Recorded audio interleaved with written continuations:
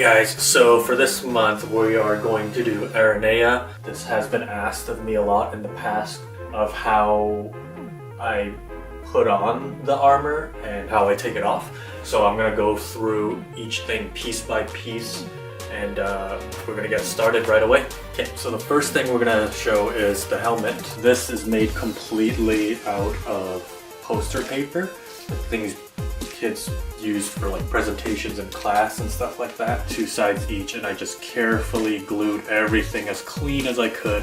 It's not perfect, but it's pretty thin. Took an X-Acto knife and just made creases and stuff like down here, just so it would like pop, almost like blade-like. Oh, and something just broke.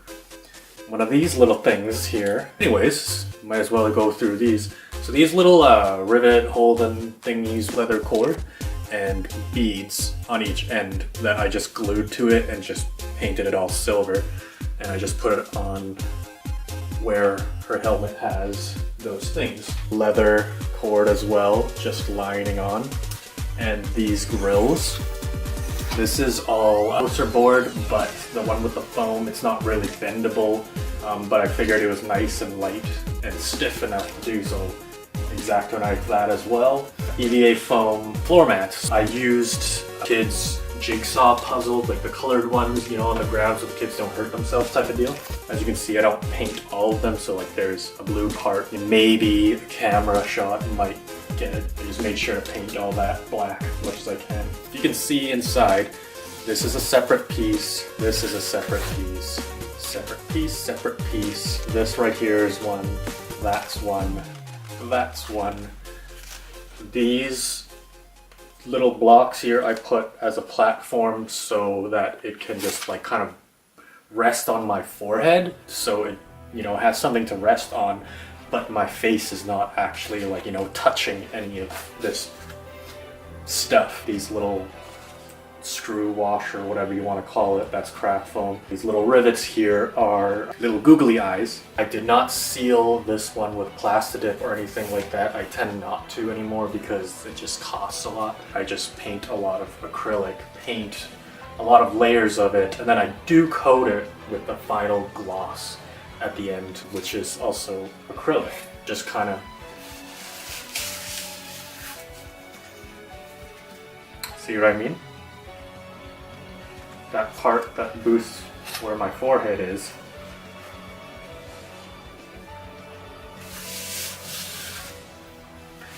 That's the helmet. Now the wig from Art of Wigs, I think it was Jarrus, but it's like a silvery, like a white silver.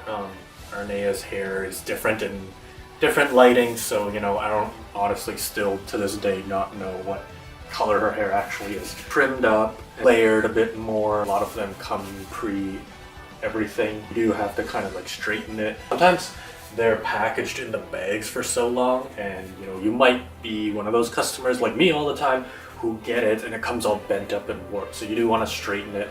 And what I do to style wigs after trimming it to the pieces that you have, I'll take the hairspray and I'll spray it on my fingers, stroke whatever tips of where I want to bunch up, and that way it keeps it looking dry as possible so it doesn't look like wet, unless that's what you want.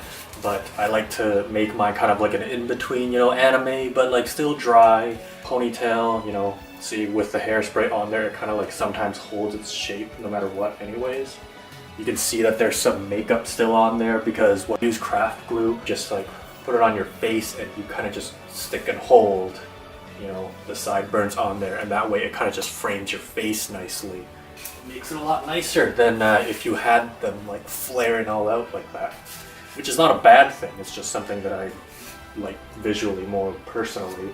When you do trim bits of wigs, do not ever do this or that. You always want to trim vertical with the thing. So if you're going to trim, let's say these bangs, you don't want to, you'd think that you'd angle them, but you don't. You scissor straight, and then you just kind of trim it, like, just like that. That way you don't get any bluntness, and it looks more textured, it looks more natural, unless, of course, once again, the character calls for a straight across. So that is the wig. All right, let's get to the main one. Let's take things off the way that I made it. Backwards, I guess. So for the belt, all I did was take one of my old belts, and I literally had this belt since I was in high school, back when I still lived in Edmonton, and used that as a base because it was cloth and it had the black, gray, black, coincidentally enough, which is what her belt's colors are. So it's like, I'm gonna use this because I'm cheap and I already have it. The rivets, once again, you know, eyeballs, velcroed. So basically, when I put it on and off, I just stick it through there. Because naturally, if you had it around your, you know, jeans or whatnot, you would have these slips to like stick them through. But since I don't, I'm gonna have to Velcro it. So see, there's the Velcro right there. And I'll just stick it there and it just hangs off my waist. Her side cloth. Kitchen table mats. Multiple pieces, so you know, there's one there, there's one there, all from the dollar store, and I just basically hot glued them together as nicely as I could.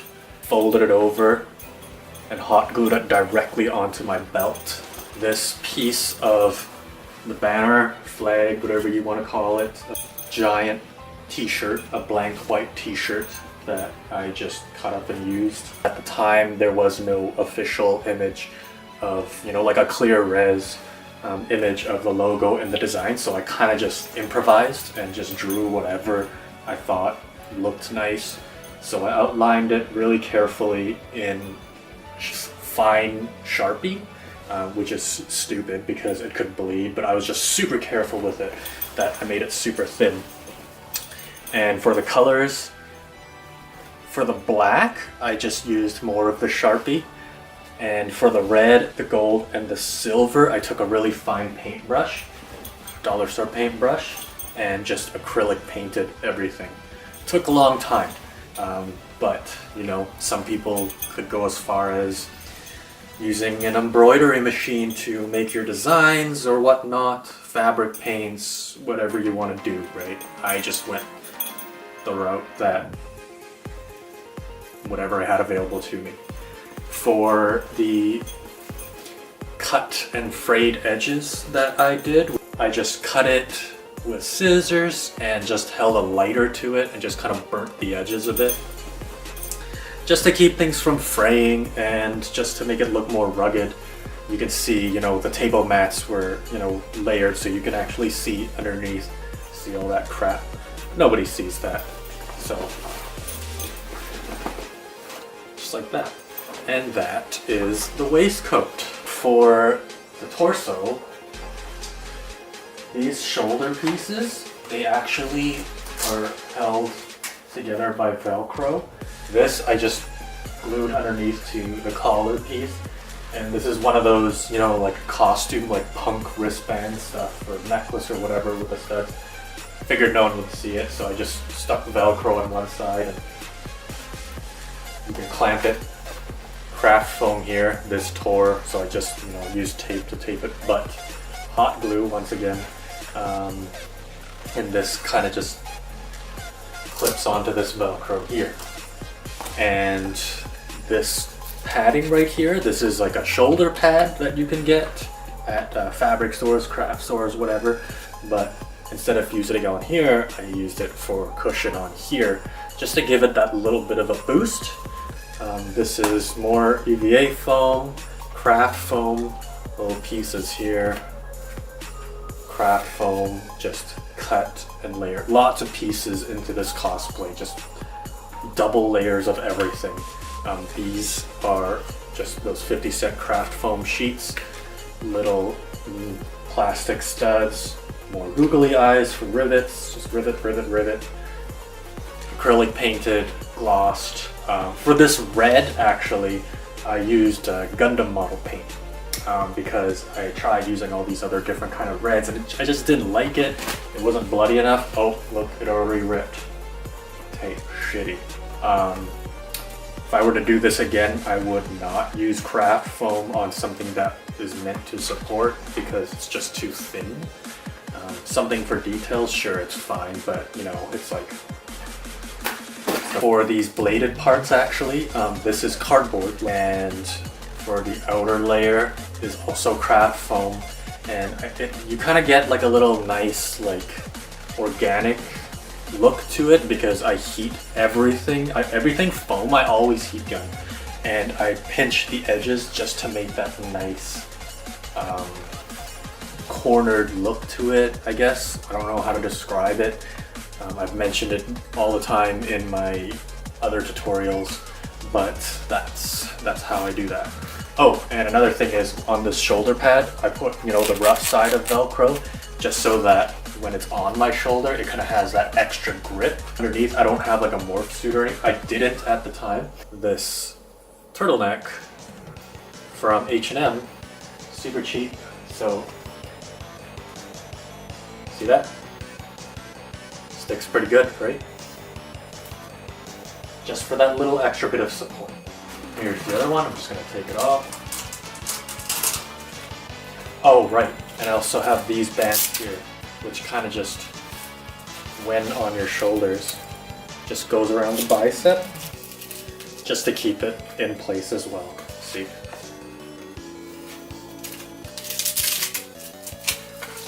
That's how you put the shoulder pieces on. Alright, so this got a little bit more complicated than it needed to be. Honestly, some of these parts don't need to be Velcroed. I tried to make it, I didn't know what I was doing. So this is how it came to be. So this neck collar piece would lift, right? And the chest piece, they actually come apart like that.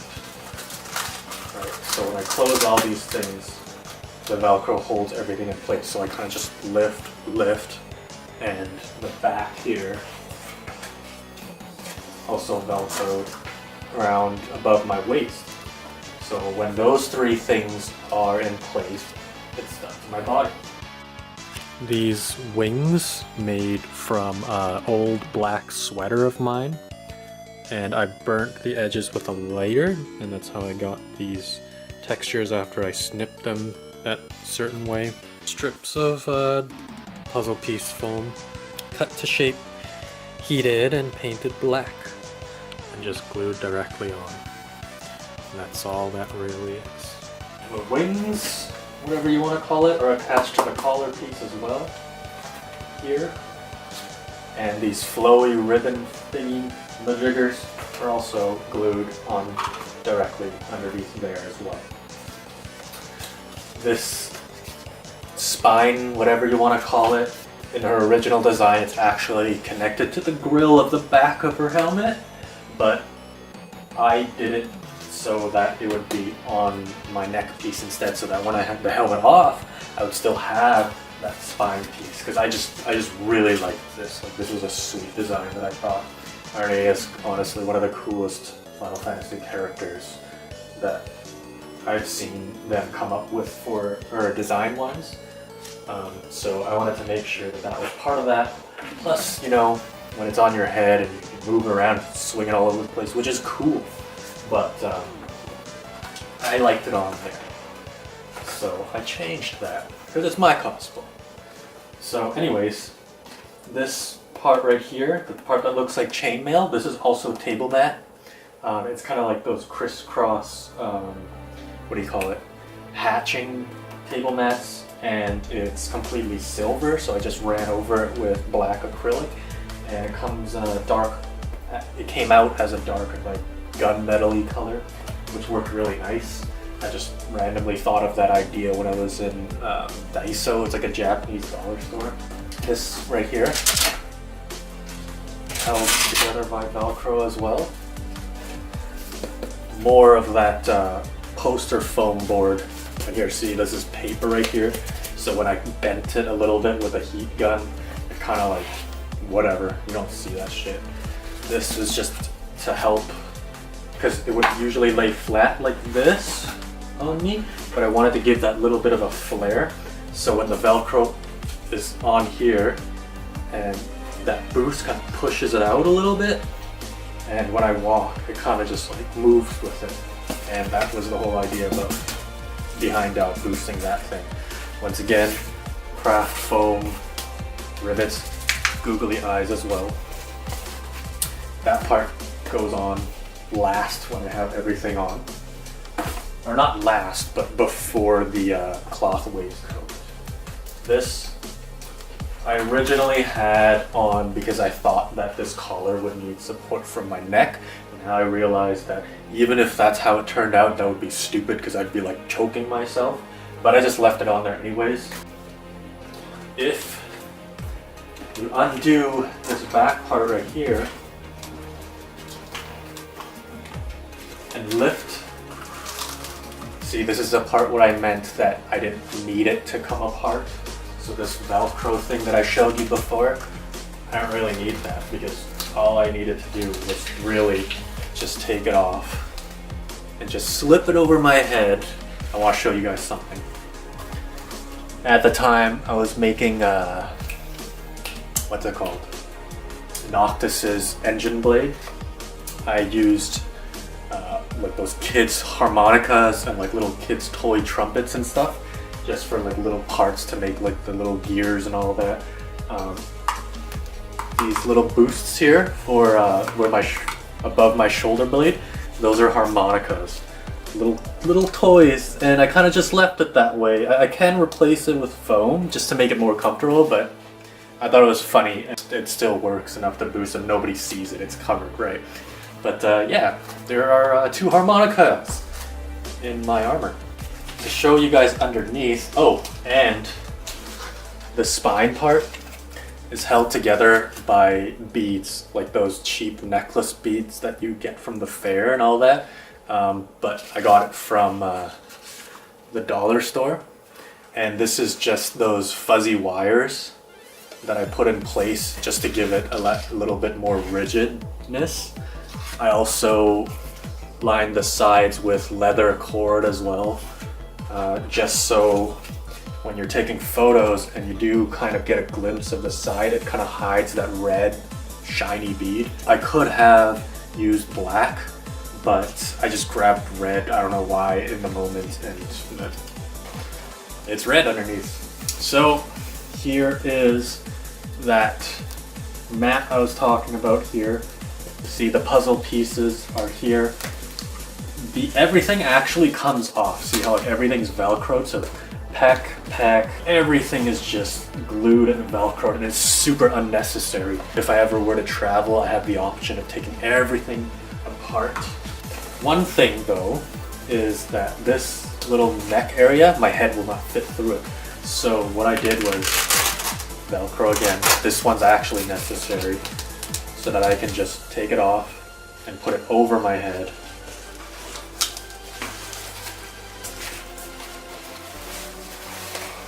Back around my neck, and then just redo that. I'm not going to put it on all the way, but just so you guys have an idea. See, put it on, and just do the back. A little shoulder boost will help keep it in place. Shoulders strapped on here, on the bicep, and everything just kind of works really nice. So that's that. You got the shoulders, which I showed you already. You got the elbows. Basically for the elbows and the knees, I just took, once again, dollar store, these skateboard knee pad things, you know, for little kids and whatnot. Well, I had to get a bigger size because I'm not that small. And it's a good way to just save a lot of time. But now the way that I do things, it's about the same amount of time, even if you were to make it yourself. But it is more comfortable because there is padding and whatnot. And I just made everything out of craft foam, googly eyes craft foam. And they just kind of go on your arms, both on your arms like that. The wrist guards, also, they all came in a pack, right? It was just like wrist guards, elbow pads, knee pads in a little sack. I think it was like $4 or something like that. Why not?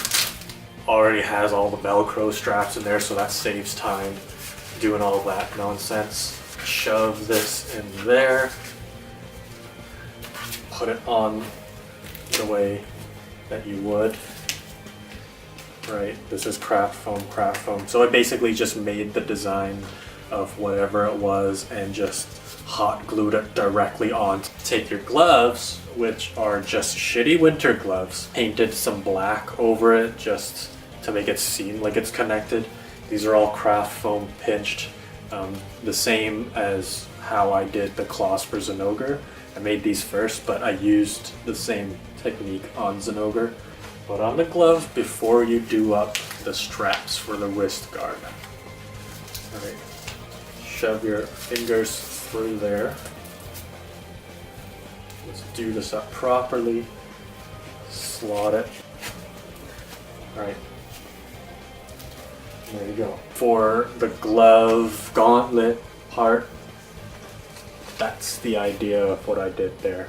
It's all craft foam. I heat gunned it, pinched it, and bent it so that it holds into shape. All craft foam, EVA foam. The same boosting thing that I did on my forehead for my helmet. Lots of rough Velcro just so it sticks on this crappy glove just a little bit more. And basically all you do, since it's a fuzzy glove, this rough Velcro just kind of sticks naturally to it. And this existing strap is where this boosting little part goes, and it just goes right onto it. And now I got like this solid thing. Right, it works out quite nicely. So yeah, it's just some things that I came across going through the store. I'm just like, that could work with this, with that. As I go along and figure out the costume and the design, and I'm just like, this works out perfectly. That's how I came about that. And those are the gauntlets. For the thigh parts, this I didn't use any pads thing. It's just straight straps of Velcro.